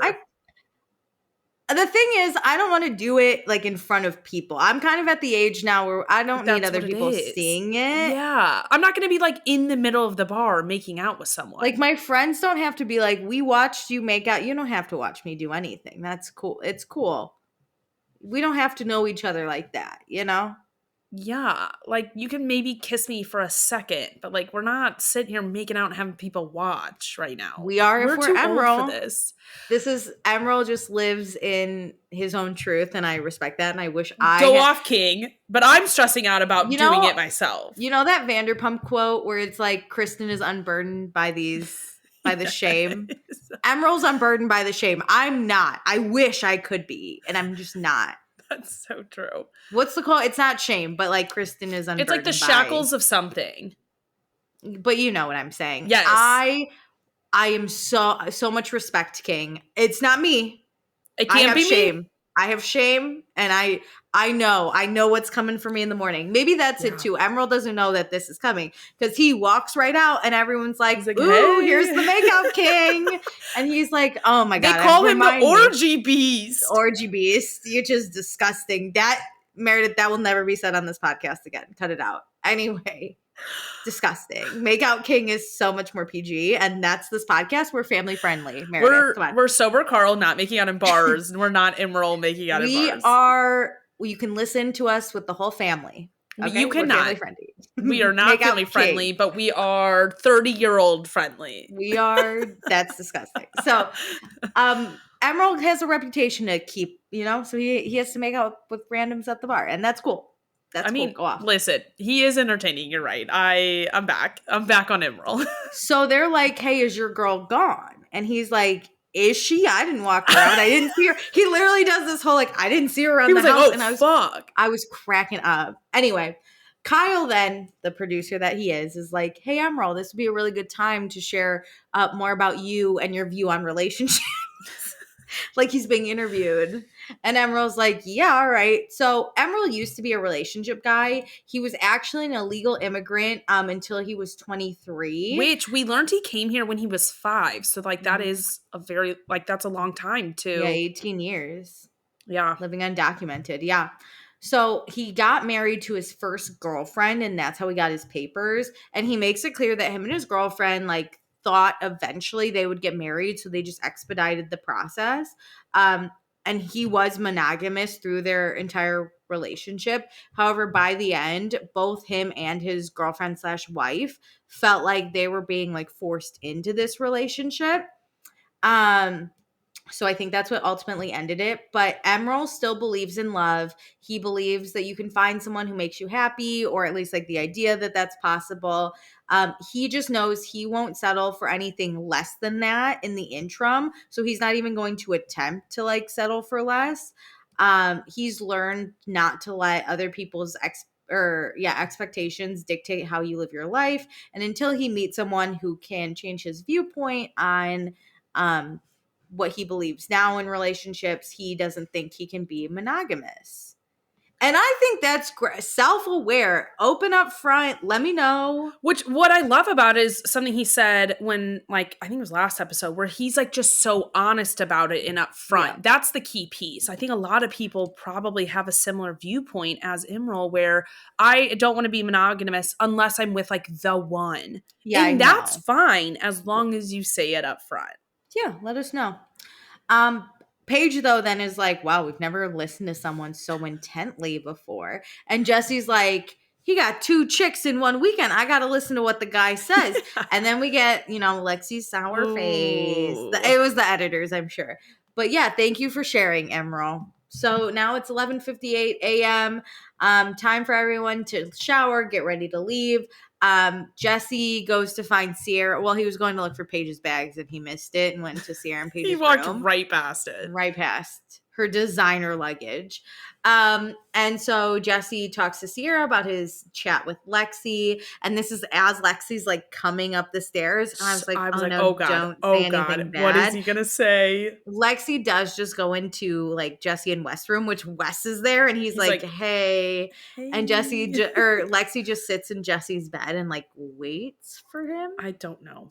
Smells his sheets. I don't really know what she's doing. But West is out. He's like, goodbye. Pack my shit and leave. Weird. Anyway, Sierra tells Jesse, like, just make Lexi feel special. And Jesse tells Sierra about the boob guy comment and how he likes Sierra and Amanda's boobs and like how that was started. Lexi came up with this rumor or something. And Jesse says, like, hey, he was obsessed with Paige and she doesn't have boobs. Yeah, like that's his clear indicator. He's not a boob or a butt guy. He just loves women. I was like, thank God he didn't say that. Lexi might have killed Paige. I thought that too. And especially, let's say that Jesse and Lexi are in a relationship right now with Paige being single and him saying like he's still obsessed with her. I am kind of shipping Jesse and Paige more so now. I kind of just want them to have a hookup. I just need them to like see if something's there. I want to see what they're like single in the house together. Yeah, I want to know if there's any natural flirting. I want to know if Jesse's better at flirting, maybe with Paige, because Paige has more humor, intellect. And they have like the friendship foundation. Yeah, but I need to know if there's sparks too. Mm-hmm. Like I gotta know. And will Jesse step up to the plate because we know Paige requires a lot. I mean, Andrea was bringing her coffee every morning in bed. And we saw not effort with like Carl. Like he wouldn't even talk to her during the week. There it was. So we'll see. And Paige isn't jealous, but she's not going to deal with you like flirting with girls who aren't her friends. It's not going to fly. Yeah, but I think Paige understands it more than Lexi does. Oh yeah, if he comments like about how Amanda's so beautiful, she's going to be like, as you should, do it more. Yeah, hype my girlfriends up. Come Call on. her next time. So Sierra tells us, right, she's never thought of Jesse in like that way, but she loves how much they can giggle together and she loves stupid boys. That's her type. And I was like, she just defined my type. I love stupid boys. We're our own worst enemies. Giggling though was so fun and I feel it, but I understand what she's saying. Like they're just friends. They just have a really, really good connection. Yeah, but they're so... It's cute. It's cute. And, like, I know Sierra, no offense to Jesse, but Wes is, I think, just, like, as a flirter and as, like, an intellect and humor, I would put Wes above Jesse. Agreed. So, like, Sierra can't go down. She's already flirted with top notch, you know? So, but it is fun how they can, like, giggle together. Watching them, it makes me want to kick my little feet. I'm like, I know, you guys are so cute together. So it's time to leave. Lexi won't be here next weekend. I'm not mad. We can see if Jesse actually has any intellect to him. This is where the problems are going to be. Like, we know it. Like, something's going to happen. People are going to report back to Lexi. Jesse's going to post a picture with a girl. Yeah, and then in like 2 to 3 episodes, we're going to get that dinner where Lexi's like, I don't trust her. Well, Emerald also drops his keys. Did you see that? And I was like, Did he go back for his keys? Oh my God, he dropped his keys. I went back and looked twice because I was like, that brings me anxiety. He didn't turn around and get his keys. Did he know? Did he leave? We didn't get a follow-up in the city. I'm dying. Someone tell me about his keys. Anyway, and they drive away with the trunk open in one of the cars. Oh my God. And Wes is like, there's a laptop in there. A mess. So let's go to New York City. It is Tuesday. Paige and Craig go out to an Australian restaurant. And they talk about gross things that they've eaten. And Craig asks if Paige has ever eaten a squirrel. And I have probably talked about this before, but I have a squirrel story. Oh God. I have a squirrel story. I was dating this guy in college, and he was local, and my college was in buttfuck Illinois, and so he was from there, and he really wanted me to meet his family, and he's like, I forgot about this. Yep, come with my family hunting. And I was like, I don't hunt. Me, a city suburb girl. Was like, I don't do that. I don't hunt. And he's like, it'll be fun. We're like just hunting like little animals. And I was like what? And he goes, we're hunting squirrels. And then I said, again, city suburb girl, I said, what do you do with the squirrels? And he goes, because what do you do with the squirrels?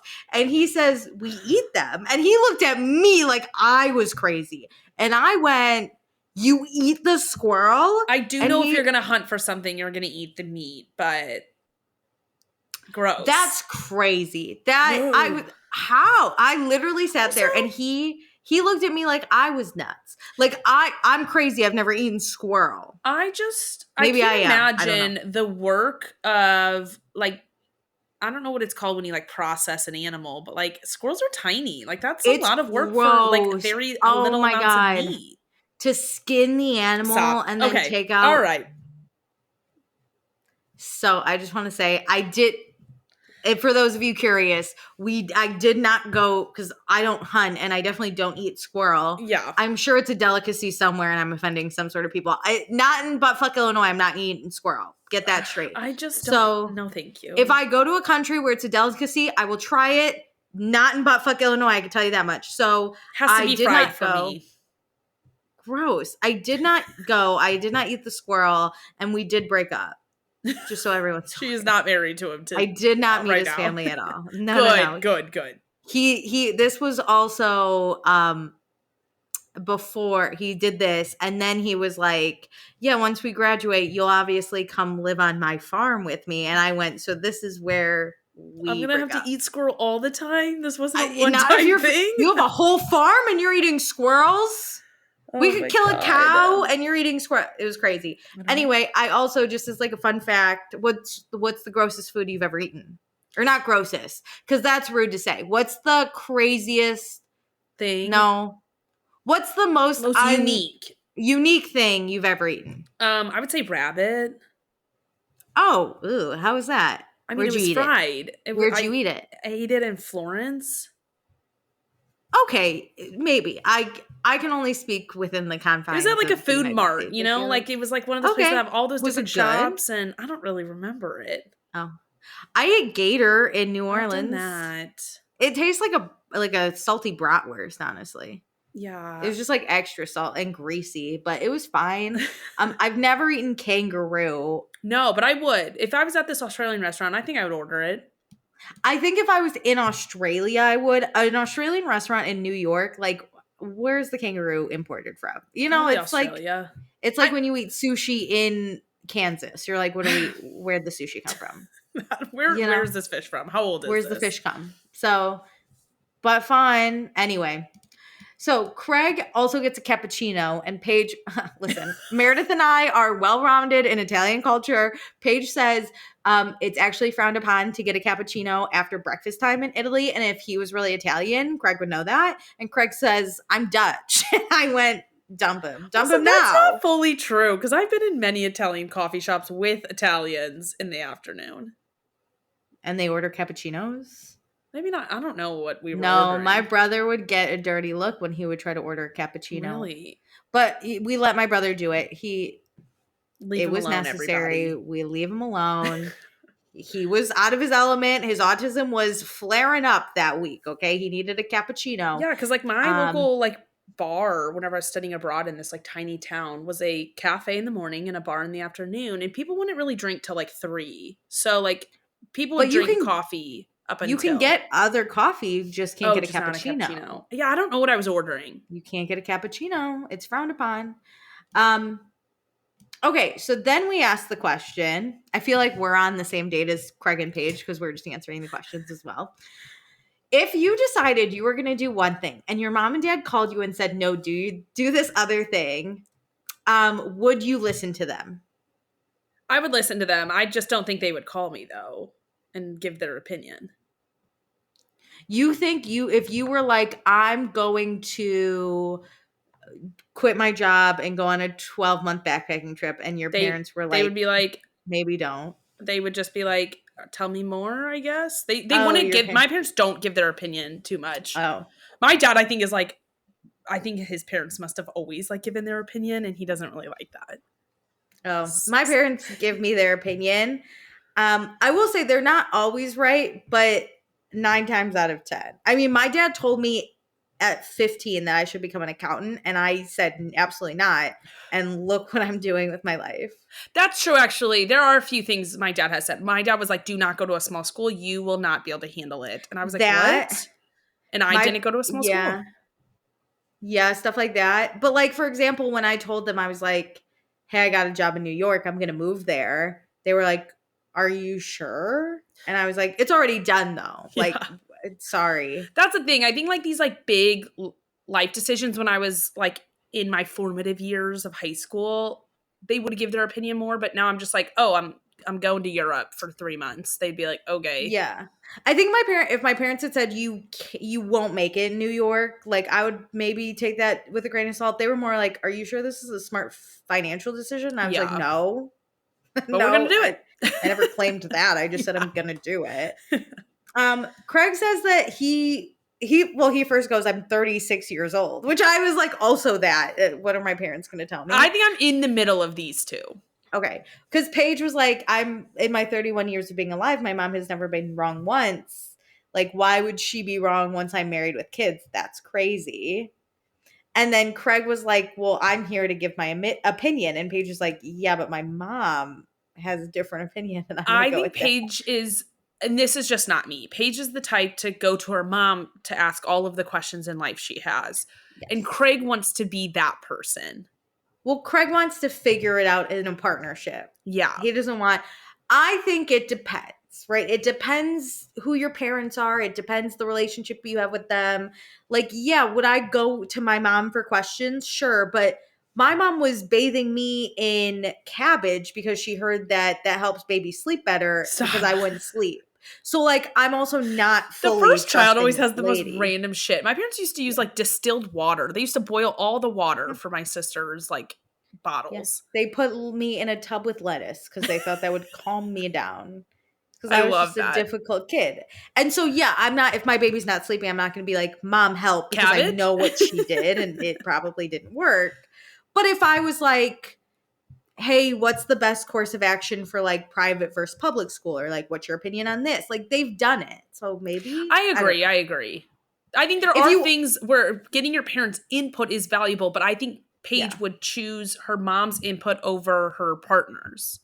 I agree. I also think like if you have a really overbearing parent, you need to be you need to acknowledge that because there's also horror stories of parents who like get too involved with their grandkids. Yeah. Like, You I think know? my sister's that way, where she would call my parents and want their advice more than talking it out with her husband. And that does Maybe. bother her husband.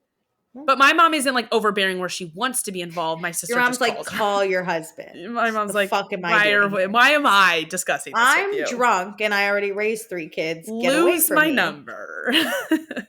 Literally, I have my wine in my hand. Why are you here talking to me about kids? Gross. That would be me. I'd be like, why? My mom would just be Why are you like, calling me? this is what I did. And my favorite thing to do is, this is just my opinion and I'm not an expert because like I'll be like, I've never been married, but if you're going to ask me my opinion on your wedding, here it is. my problem is I just flat out give my opinion. Then I'm like, you know what? I should add that disclaimer.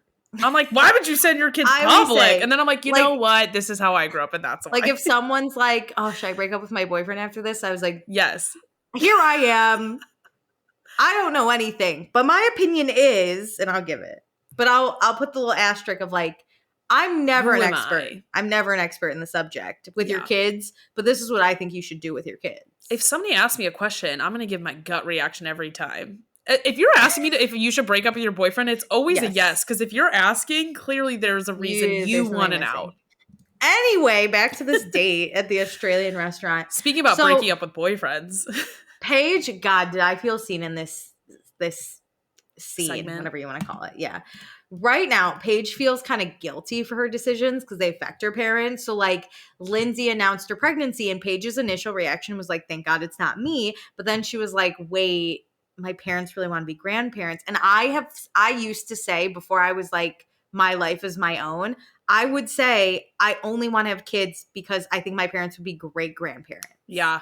Which I have is a question so for not you. worth it. Yeah. Do you think if your sister had kids, you would feel less of that? Yes, the problem is I'm the oldest. So like Yeah, it really that. has fallen on my That's where our shoulders and lives I'm are disappointed. different Yeah. because my sister had kids very young and she's older. So like I've never Mhm. felt that pressure because they're there. They got that. Oh, I feel all of it all the time. It's like a full burden constantly. And the chances of my brother having kids as well, he's more on my life path. Yeah. So like it really the thing is though, I've made it very clear I'm not having kids. And I think my sister has now taken that burden, but she wants the kids. Yeah, Like yeah. But she's now she taking the genuinely. timely burden Yeah, of now it. it's yeah, now you're biological clock girl. You figure that out. I'm Yep. not. Not my problem I'm out. anymore. But I felt that. And Paige even says like she can't find 2 weeks to freeze her eggs, which that's a long fucking process freezing your eggs. So like you need time. And Craig says that's a bummer because they're both so busy and it feels like they live this single life and he doesn't want them to do events apart forever. And he wants them to like make sure that as they get busier, they continue to make this relationship a priority. And Paige says she doesn't feel like this relationship has fallen to the wayside. And Craig says he doesn't either, but like this is a health check that they need to do on their Which relationship. I get that because she hasn't I get started it. her tour at this point. So Mm-hmm. I appreciate when people are like, hey, I see what's coming down the pipeline. Like, let's just be proactive about our relationship. Of So I course. think it's good that they're having this talk.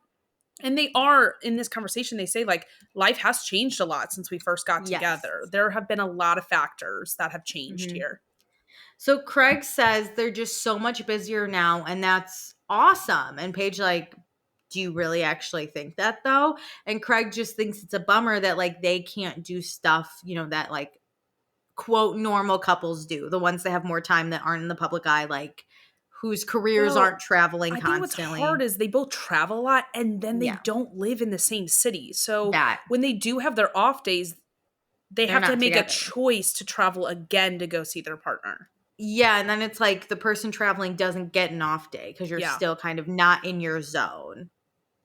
And Paige is like, yeah, but like my career took a different turn and I can't travel as much as I used to. And this is where because I never want to fully blame Craig or Paige, but it's always this question of like, why doesn't Paige go to Charleston more? And Yes. when will Paige move to Charleston? And I get it, but there's something missing in their conversations that I did not pick up on, or maybe has never been published. Of like, why is that always the factor, I like agree. Craig's sitting here and he's like, I've had to come to New York a lot more. And I'm like, but why is that And the problem? well, I'm always like, so like she has done that a lot. She Yeah. did a But lot are of the we missing? traveling and it's Mhm. okay. I think what's hard is that when you get into a relationship, or at least when these two got into a relationship, there was a status quo that was defined, and Paige went to Charleston more than Craig went to New York, except for I think in the summers. Like he obviously knew he was coming into New Yeah. York more because of her filming schedule. But when things change, people tend to have a problem because they got into a specific relationship, they liked it. And so it's really hard to change that status quo. And it seems like Craig is kind of down for it because he still wants to be dating Paige, but he is a little bit Yeah. resentful for, I don't want to call it a bait and switch because I don't think it's that, but the switch The up that change. The happened. change. Yeah. So you think it's more the change? Because it was always the beginning of the relationship was always like Paige has to go to Charleston. Paige is going to Charleston. And Craig, like you said, would come up in the summer, but Paige was doing a majority of the traveling. I Do think you think the it's the conversation change that around now? her traveling was more intentional because we've talked about this. Like he always would go to New York for his reunion, his Watch What Happens Live. Like True. his would happen for business reasons. So they knew he would come up kind of eventually. So then I think Hmm. her travel to Charleston is more planning around the rest of their schedules. Okay. Being That like, makes okay, we sense. do have this space open to be in Charleston. Okay. That's fair. That's fair. There's a part of the conversation missing for me, that I'm like, I just need to know why. I don't like when other people outside of it are like, why isn't she there more? I understand if Craig's like, hey, you haven't come here No. in a long time because that's their schedule to work out. And it's Hmm. for Paige to say, I can't make it. You need to come up here more. Yeah. But, I, yeah, I don't like that it's just always supposed to be that Paige is supposed to do things. And Yeah, on any topic, like there's constantly topics and it's Paige's job to do things. And that continues that in this conversation that they're having. that. So Paige says she's much busier, so Craig has had to come to her more often. And she says that Craig is a priority, but Paige needs Craig to be a little bit okay, that there's going to be weeks when Paige is not able to come down and chill in Craig's backyard. Which that alone, I died Hilarious. laughing. And Craig says he was just being honest that if Paige is this busy for the rest of their lives, he can't see this relationship working out. And that's when Paige, like, I think tries to lighten the mood and be like, are you breaking up with me in an Australian restaurant? And Craig, he knows Paige will choose work right now. But if they have kids, they can't choose work all the time. And Paige is like, it just feels like the more successful, like, I get it becomes this bad thing. And like, I don't want to feel guilty for that. Which, let me correct you a little bit because he didn't say we can't choose work. He said you Did can't he? choose work. I thought he said they. I thought I listened He in kept really saying like close. wheeze, wheeze, wheeze. And then when it was like, when we have kids, you can't work all the time or you're going to need to be more Oh my present. God. I thought I caught him saying they The only too. reason I Fuck. know it is because I think it was Queens by Bravo or Queen, whatever that page Oh, I is, thought I got it. posted the like transcript. And I was like, oh, wow. It's like when you see it written in black and white. And I don't think Ooh. Craig is like purposely trying to like push Paige down, but I think that's the like embedded like patriarchy that we're constantly up against is Yeah. Craig is really busy too. But the only problem that relationship is technically having by his standards is that Paige is now too busy. It's not how busy he is, it's that Paige is busy and can't come to him. I also think like let's just be really honest, right? The types of work they're in is very different. Craig owns home furnishing stores and is on a show that films in his like hometown, and he can just go about his day and still like get his show done, right? Mm-hmm. So like he does hire employees for his stores, and like so if he had to take a step back, I think it'd be easier for him. Whereas Paige, she films this podcast, so she needs to She has to be the one doing she it. has to be the one doing that. She has to be the one going on tour, Yeah. right?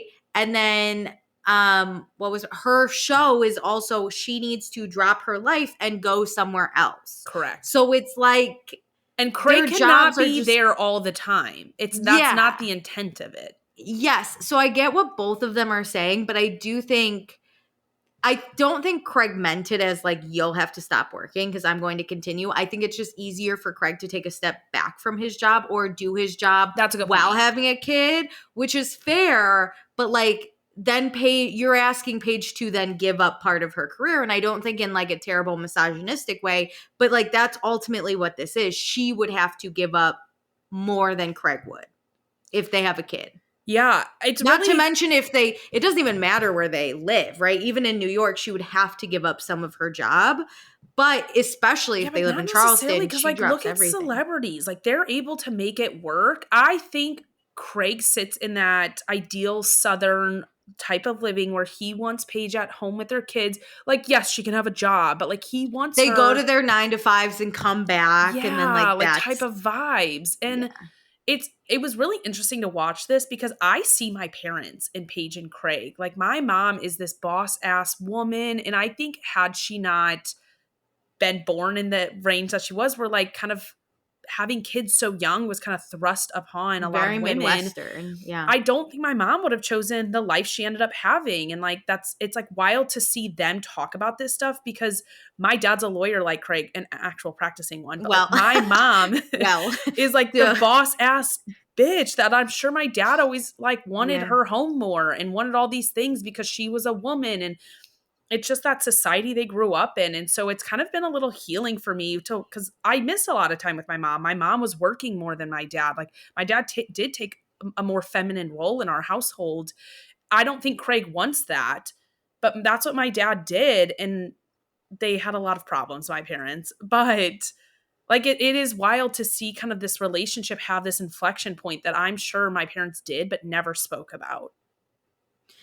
That's interesting because then do you think like in my household, both my parents worked. My mom just worked in school, so she was able to make it home Yeah. more. So then she would, we would spend more time with her and she would get summers off. But it's weird because I never felt like I missed out on time with my dad. That's something I like work But through in therapy is the expectation I have of my mom to be there more than my dad. do we think that that's just because everyone's mom was home? And I was like, this is That's a thing. normal. I think I hear other people's experiences with their Oh, parents, and it's just very different from mine. So like my dad, we interesting. always praise dads when they show up to a normal amount for being Yeah. such an amazing dad. But like we never give women the praise of being a mom to Wow. any of that level. That's crazy. Yeah, I never felt like, oh, I'm missing out on something with my dad. Yeah. Because you want But it. Like I I never would thought my spend more dad time. Yeah. and my dad worked a lot too. So like, Same. but I Yeah. My always mom think worked. of my mom being the one missing, not my dad. Oh my God, that's so interesting that I had the reverse and I don't feel like I missed out on any time.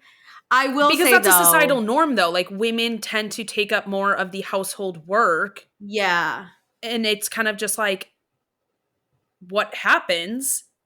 There's this yeah. invisible work that women like take the bulk of it. And so when a man steps in to do it, it is very noticeable because they talk about it a lot. Wow, that's crazy. I will say though, in my household though, if my dad could have been a stay-at-home dad, he gladly would have done that. Yeah. He obsessed with that. He would get home from work, and my mom also like works for herself, so she would then clock out Out and almost he and would be do present. work, and he would be the one that would have to like help us with our homework and take us to sports and like whatever else. Yeah. Because my mom's like, no, I have to do my job. Like Yeah.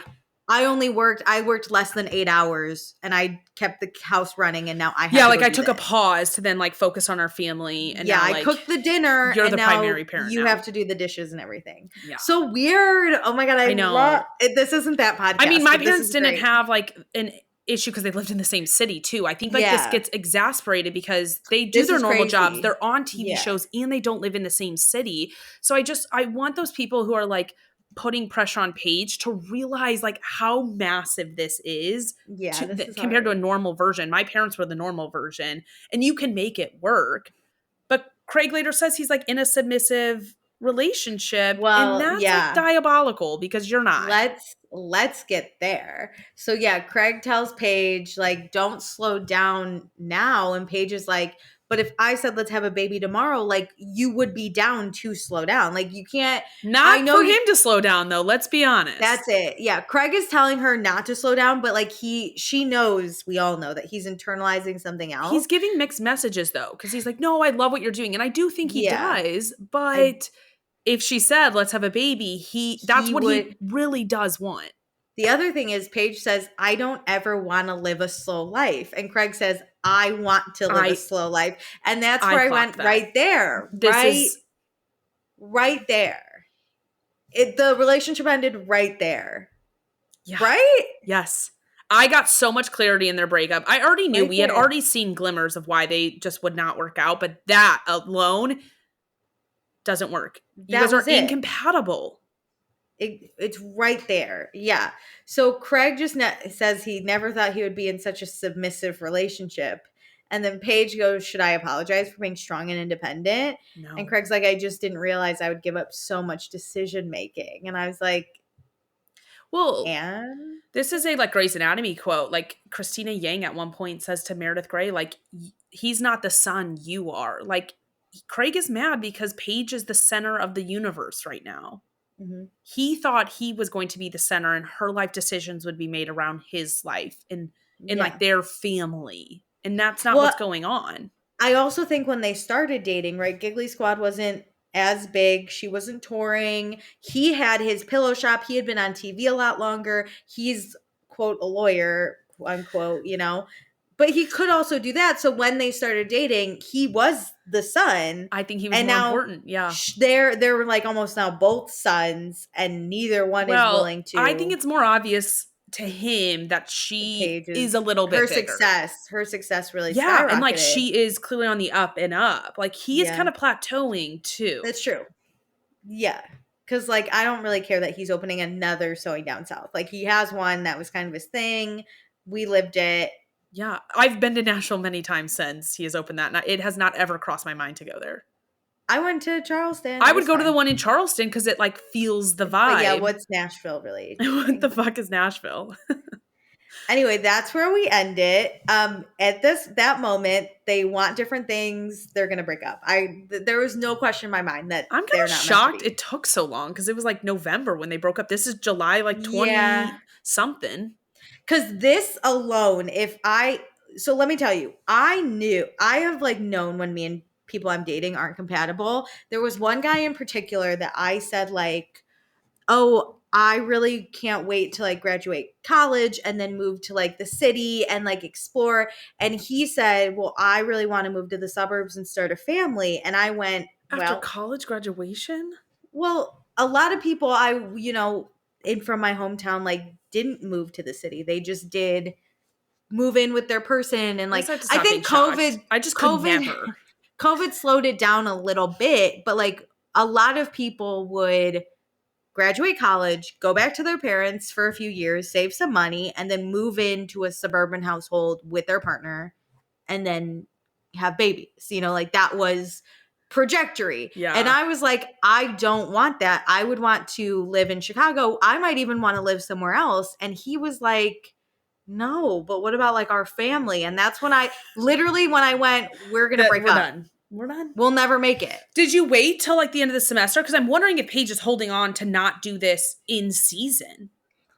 I waited just to see, because part of me was like, maybe no one's planted this idea before because it was the norm. Like, don't make that a I rash was like, decision over one conversation. well, I was like, maybe now that I've put that in his mind, he'll grow on it and be like, maybe I do want to live in the city. Like, when you just don't know something's a possibility. Yeah. Like our parents didn't know, almost like you could live somewhere totally away from where you grew My parents were the and only like, ones who didn't, like, or who did that. So it was very wild. yeah, see, that's what was crazy. My mom lives 20 minutes from where she grew up, and both her sisters live around there too.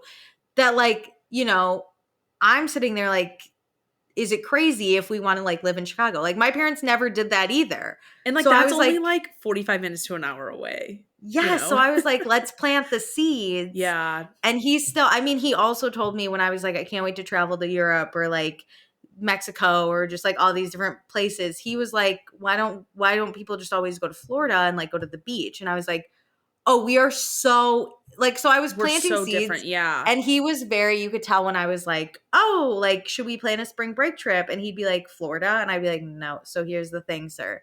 And you could see that like when you introduced the new thing, it probably didn't spark ideas, or he didn't have, the wheels weren't turning to be like, whoa, wait, that is a good idea. Yeah, like if we would watch TV, I would be like, oh my God, LA, wouldn't it be cool to live there? And he'd be like, no. And that's where I'd be like, you're not, we're not on the same wavelength. The seed hasn't planted. Yeah. We didn't catch. And that's okay. We're just it's incompatible. Okay.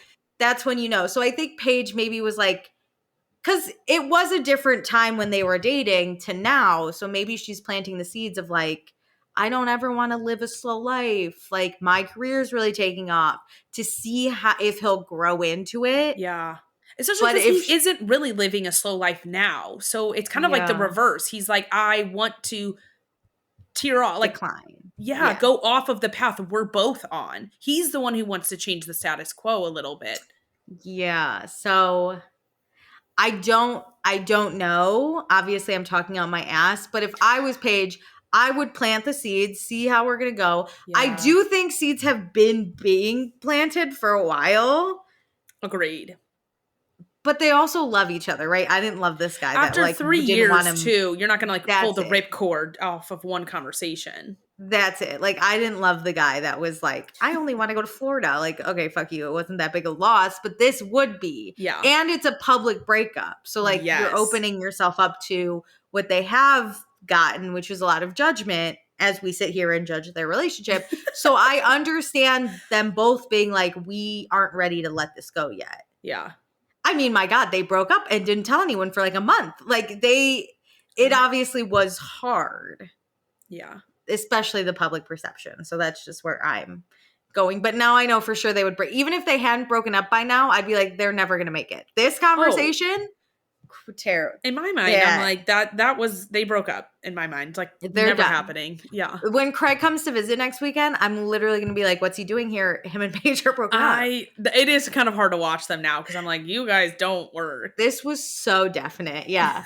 So next time on Summer House, we have a party. Carl invites a girl that calls him a lemur, which is so funny because my best friend Allie would get called the lemur in high school all the time, and it always hurt her feelings so bad. I don't see it. She has really big eyes. No, I know, but I know. But yeah, people would be like, it's a lemur, and she would get really sad about it. So that made me extra crack up a little. Lexi and Jesse are still figuring out their fling, and Craig is here, and he doesn't want to deal with Kyle. And we're going to get a to be continued. Oh, of course we are. Jesus Christ. Okay, so let's do fun, not fun. Let's start with not fun. Who are you going to switch it up, or are you going to go the normal 1-2 that we normally suck? We usually do have like some base picks every time, but no one really sucked too bad. No, I guess I have to go with Lexi because she's not being fun in the group. I'm not even that mad of her insecurities that just aren't, I'm not vibing with in the edits she's getting, but like she's not vibing with the group I kind of forget she exists until it's her and Jesse alone. And I'm like, ugh. Yeah, gross. That's a good one. I didn't connect. I'm going to pick, I know this is a cheap shot, and I always give you shit when you pick these types of people, but I'm going to pick Danielle because there wasn't really anyone else. When you said a cheap shot, I thought you were going to go for Carl for those clogs. No, but I always am like, Meredith, you can't pick someone not on the cast. Oh, yeah. But listen, she has been on the cast, so she's grandfathered in. She's been on the cast, so I feel like that's fine. And this whole, like, she's got to get out of Lindsay's life, dude. Stop. She's gone now, though. Like, she isn't. She wasn't at the pool, was she? The next morning? I don't think. Maybe because she slept at the house. She came back with everyone. No, I don't remember seeing her. See, I don't care. It doesn't really matter. My thing is, if you're going to give your opinion on something you know nothing about, please do, because I always do. But preface it with, I've never had a baby out of wedlock with a guy I've never lived with, but I would be worried that I would be single momming it instead of like throwing your insecurity onto Lindsay. You know, it just comes off bad. Well, and like when reason and logic, you're against reason and logic, I can't be on your side. Yeah. Okay, who's your fun going to be? I have one. Don't take my fun. You go. Are you sure? Yeah. Okay, you weren't going to take this anyway because it's a hot take. I have to pick West. Something about him made me fall I'm not on the same vibe with you, and you're like, oh, this is a hot take. This is a cheap shot. I've gone off the rails this episode. Wes was fun. He made me fall in love with him this episode. I know. You were like, shit, I'm scared. I'm swooning. I know. I have to. No, you know what? No TV for me tonight. We're done. No men. I'm going to read a book about a woman who kills all men. No more love stories for me. I'm getting soft. Terrible. But like, he was really funny and enjoyable this episode. I found like his jokes kind of landed for me. I was cracking up. I really did swoon a little. And no one else just like matches up to his humor. Like no one else can do it for me. Yeah. Anyway, go on. I'm going to pick Emerald because ooh, nice. He banged someone twice or two people over the entire weekend. And I really enjoyed his story about being an undocumented citizen and like how that happened. And he actually went on Instagram like this week too and talked about that experience a little bit more because obviously his actual story got cut down. And I think that it is a very timely conversation as we're dealing with a lot in this country too. I agree. It's very brave for him to come forward and share his story. Yeah. Also, I need people to stop giving him hate saying he got married for a green card because I do believe he actually loved that woman and they just did fast track it. Like there were two benefits there. Well, at 23, where would you be if you were married to the person you were dating at 23? Yeah. Like stop like saying like ICE is going to come for him. Like that's not cool. Are people saying that? Well, people are like, oh, wow, the federal government's going to come for you for a fraudulent marriage. And I'm like, all right, why do we do this? Why are we here? Why is this our country? Literally, if you say that, I hate you. Like, Yeah. if you say that, I absolutely hate you. This is not the podcast for you. Like, I know this is a fun Bravo podcast, but like at the end of the day, this is a safe spot. You need to go. Goodbye. See yourself out. Do not be like an airport and announce your exit. No, just leave. No one Just leave. cares. No one cares if you're leaving. Feel free to DM my personal account if you want to tell me you're leaving, because I'll find great joy in that. That's hilarious. Don't do it here. Anyway, God, people suck. Yeah. Thank God for reality TV that takes me out of how terrible the world is and puts me right into the summer when Emerald is having sex and Carl's wearing green clogs. Ugly ass clogs. How is it not a law that those are illegal? Come on. Those shoes? Come on. We're focused on the wrong things. True. We're focused on Emerald's immigration status when we should be focused on the fashion crime that Carl committed this episode. Like, truly. Anyway, do all the things I mentioned at the beginning of the episode.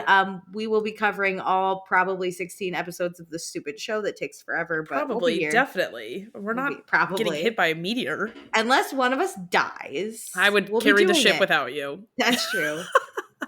Avenge me, you know? So, and we have a lot of really cool special things coming. So follow the TikTok, the Instagram, the Patreon, all of it. Thanks for joining. Bye.